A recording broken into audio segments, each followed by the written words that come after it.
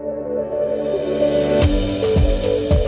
আসসালামু আলাইকুম। আমি ডাক্তার শামিউল আলিম। আমি এমএস সমৃদ্ধ মেডিকেল কলেজ থেকে 2016-17 সেশন। প্রথমে আসলে লাখো কোটি শুকরিয়া উপরওয়ালার প্রতি। আলহামদুলিল্লাহ আমি এবার জানুয়ারি 2025-এ এফজিপিএস পার্ট 1 আমার হয়েছে। ফার্স্ট অফ অল আমি আসলে প্রিপারেশন নিচ্ছি সেই 2023 সালের নভেম্বর থেকে। আমি জুলাইতে পরীক্ষা দিয়েছিলাম 24-এর। আনফরচুনেটলি অল্প মার্কের জন্য হয় নাই। তো সেখান থেকে আসলে একটু হলো ভেঙে পড়ছিলাম। পরে সাপোর্টিভ আসলে রোলটা বলবো ফ্রেন্ড ফ্যামিলি পুরা ছিলেন আমার পাশে সবসময়। তারপরে সাথে হচ্ছে এরুডেন্ট আসলে একটা এই সময় একটা ভালো মানে বলবো সাপোর্টিভ রোল প্লে করছে।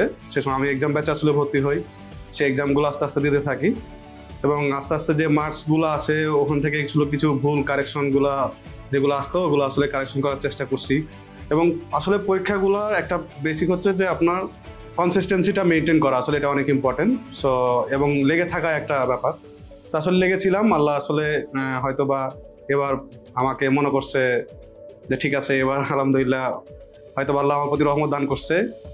আলহামদুলিল্লাহ এবার হয়েছে। এবং আমি আসলে এটুকুই বলতে চাই যে আসলে এডুডেন্টের পরীক্ষাগুলো আসলে রেগুলার দেওয়া উচিত এবং যে ইনস্ট্রাকশনগুলো আসলে মেন্টররা দেয় বা মেন ভাইয়েরা দেয় সেগুলো আসলে একটু মেনটেন করলে আসলে আমার মনে হয় যে একটু ইজি হয়ে যাবে পরীক্ষাটা।